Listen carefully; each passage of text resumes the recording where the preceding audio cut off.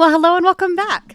Today we're going to have some fun tapping into the creative side of our brain, the side of our brain that says, what else is possible?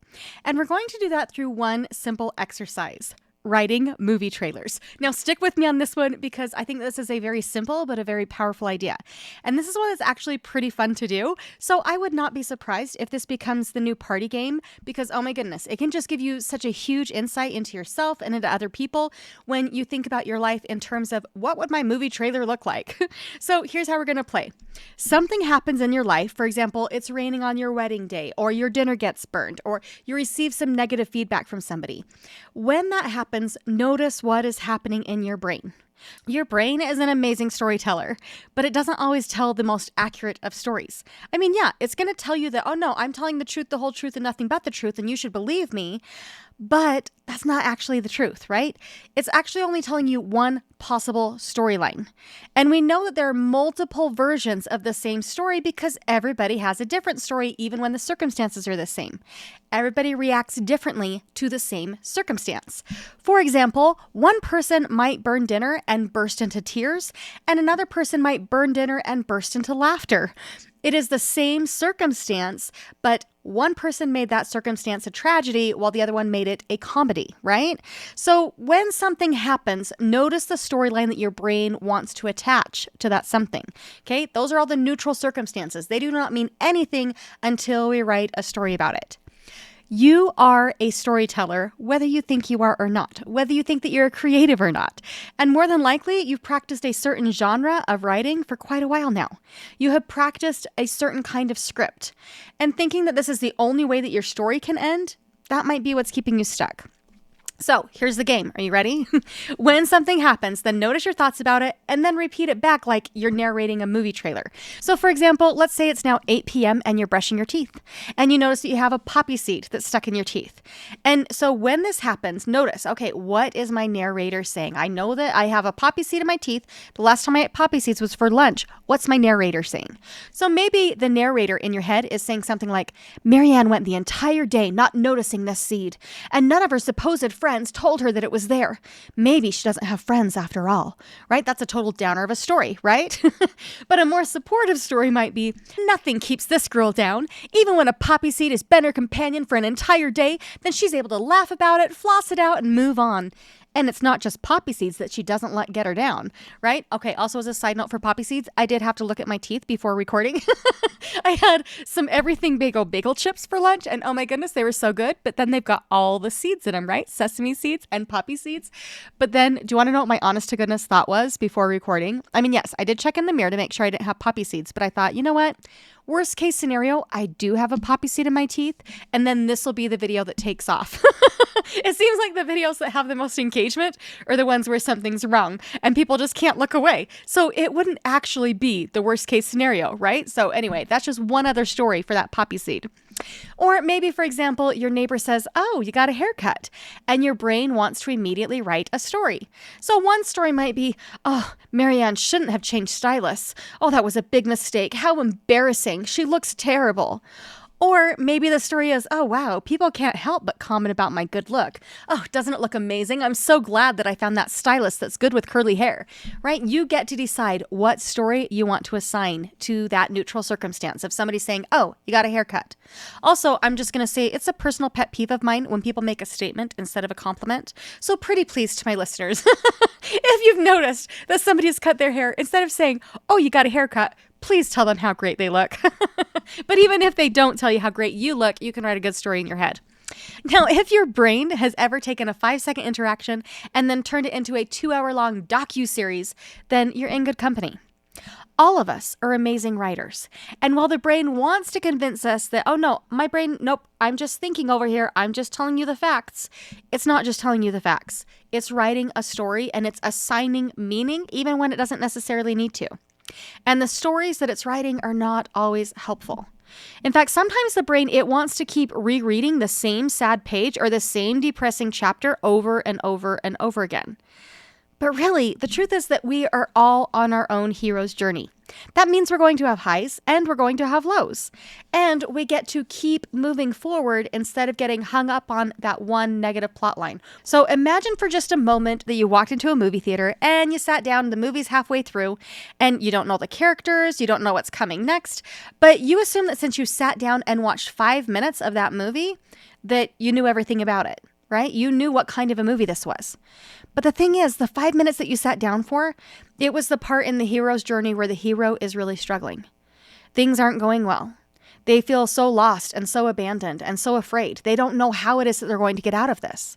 Now, if that's the only part of the movie that you see and then you walk out, you're going to have a very different perception of that movie, right? So when you get out of that movie, you might go and talk to your friends about it and say, oh yeah, I saw that movie. Oh, it is so depressing.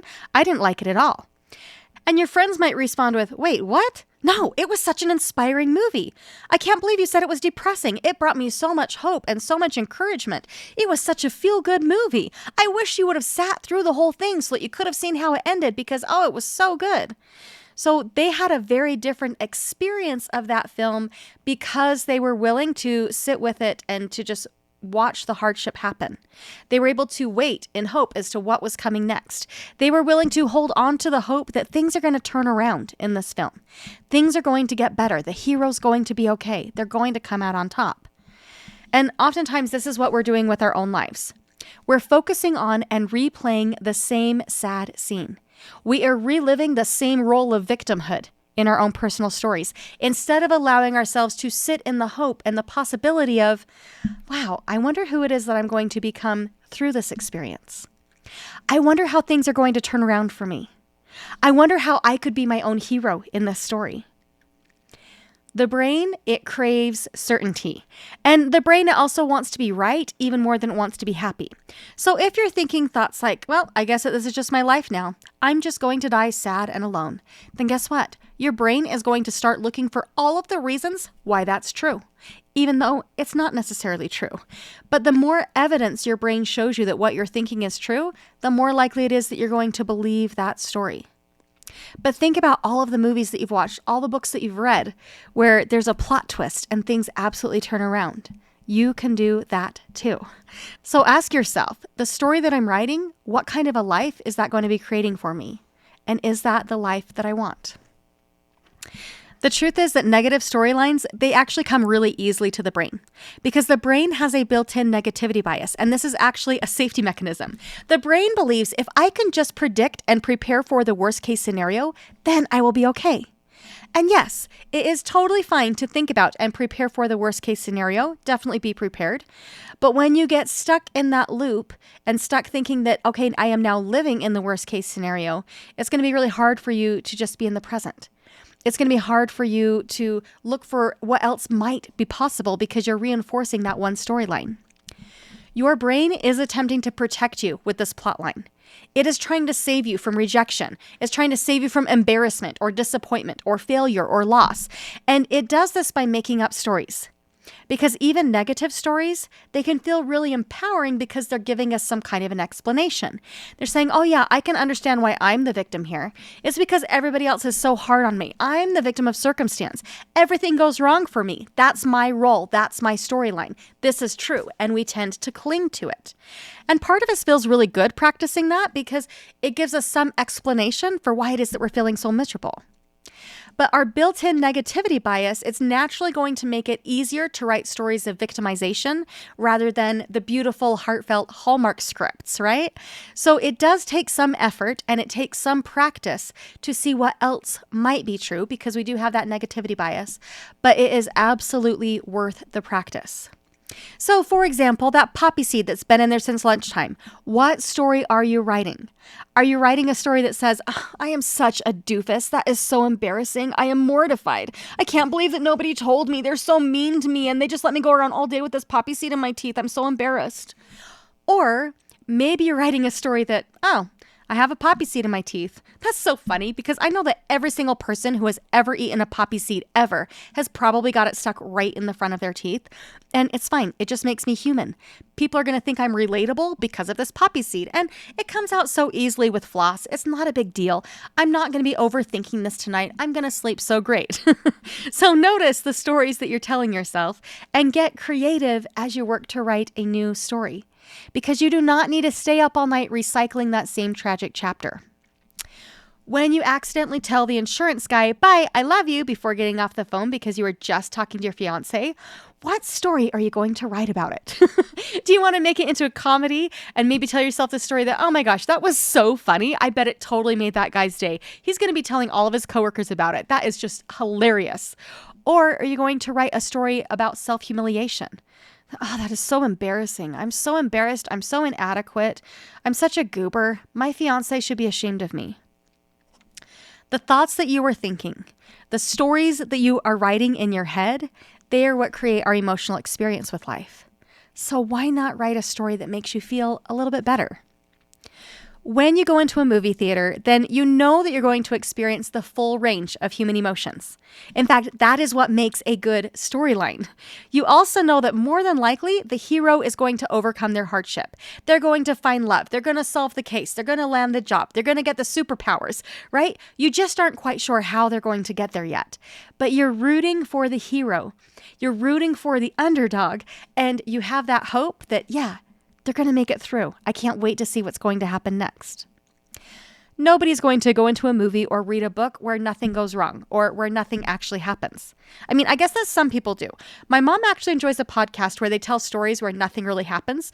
And the intent of that podcast is to help people sleep. But generally speaking, humans want to experience the full range of their emotions. But for some reason, we expect that in our own personal lives, we're only allowed to feel positive emotions.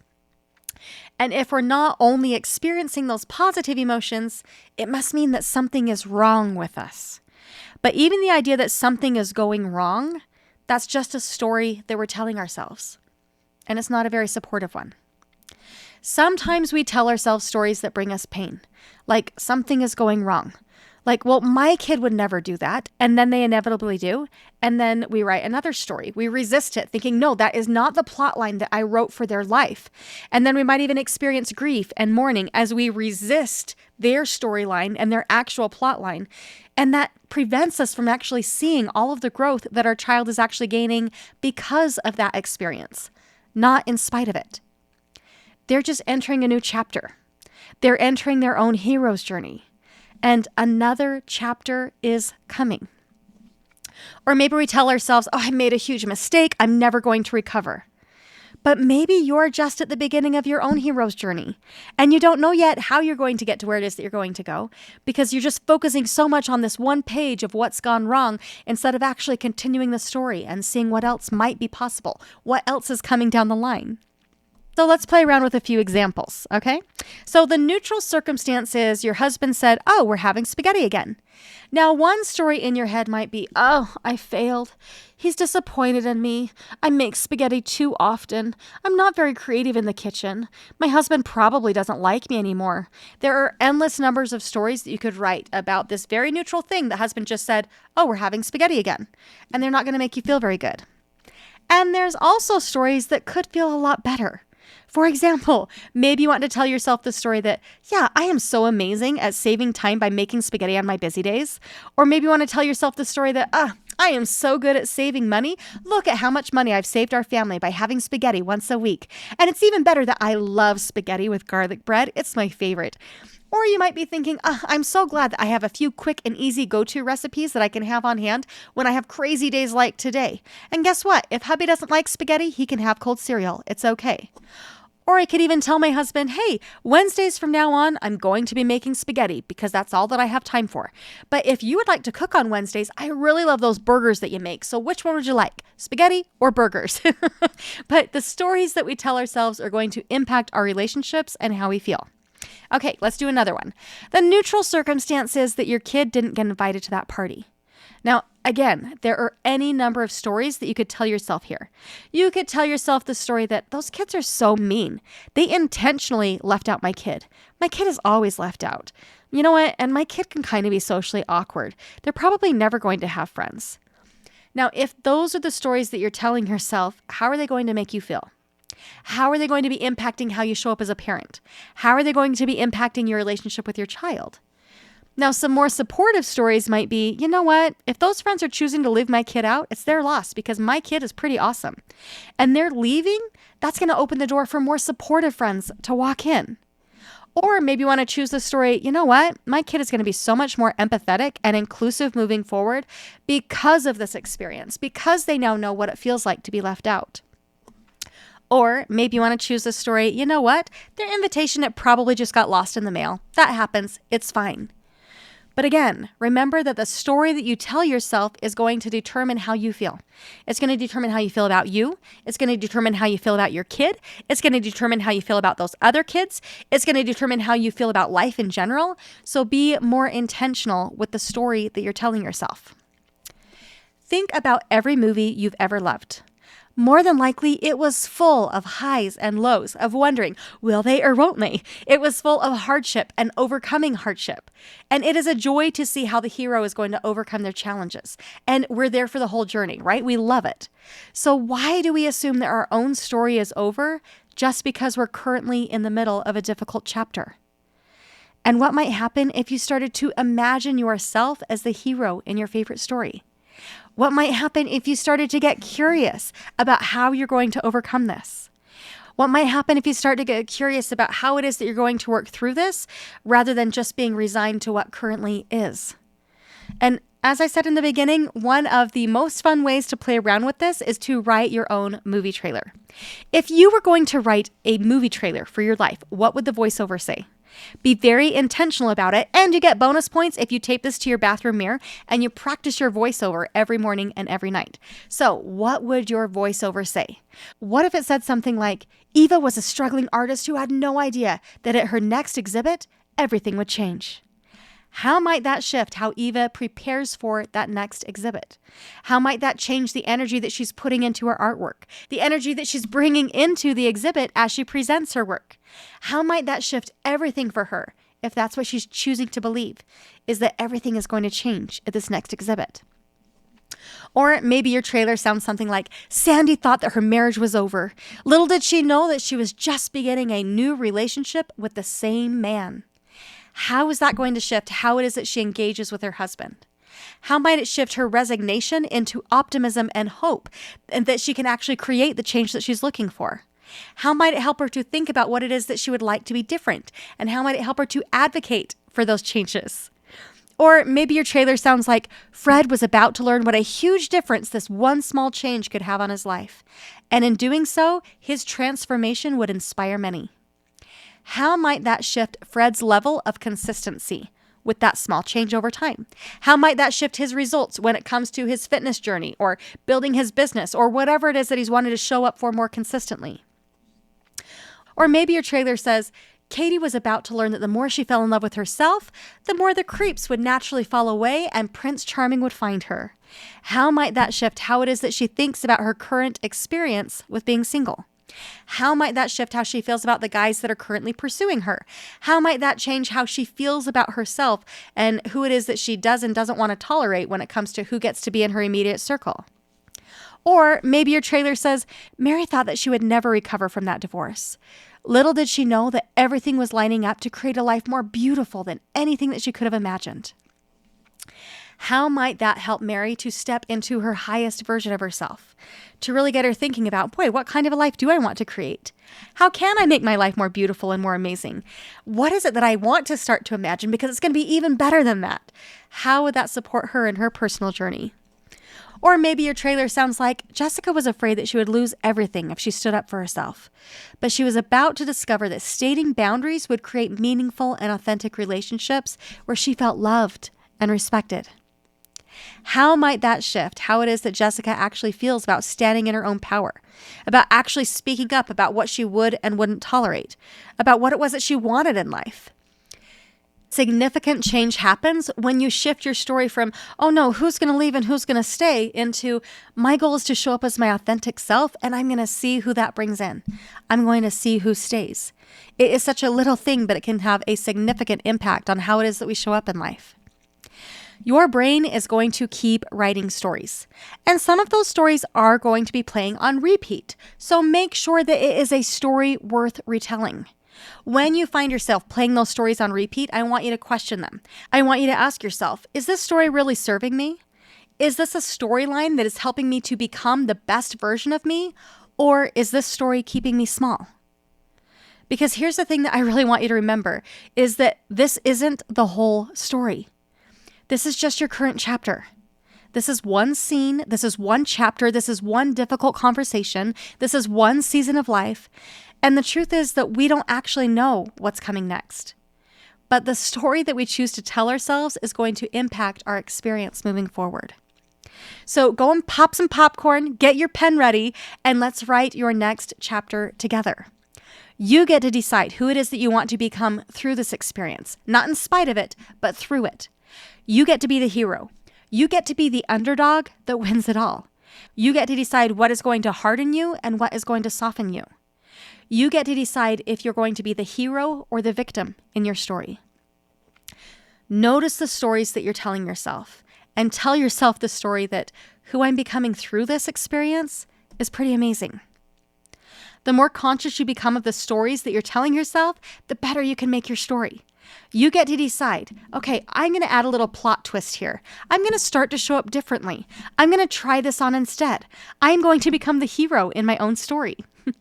Now, if you're currently having writer's block as you're working to write your own story, maybe you're a little bit too well practiced when it comes to writing tragedies, and you want to learn how to actually write a hero's journey where you can step into that hero energy, then come and work with me. Together, we can look at what it is that your brain is wanting to create and come up with a storyline that is more supportive for the life that you actually want. Space is limited for summer, but I do currently have 2 spots available for one-on-one coaching. You can email me at MaryAnn@MaryAnnWalker.life to inquire about working with me. I would love to be the Samwise Gamgee to your Frodo Baggins. So check out the show notes to come and see how to work with me. And if you're not quite ready for one-on-one coaching, I do also have some free offerings available as well. I currently have a 7-day challenge to help you to learn how to get your needs met. This is a podcast for recovering people pleasers. I know how much you give to other people. So in this free challenge, then I'm there to coach you for 7 days on how to help you to get your needs met and experience more peace in life. You are the author of your life, and I cannot wait to see what you create. All right, I hope you have a great week, and let's talk soon. Bye now.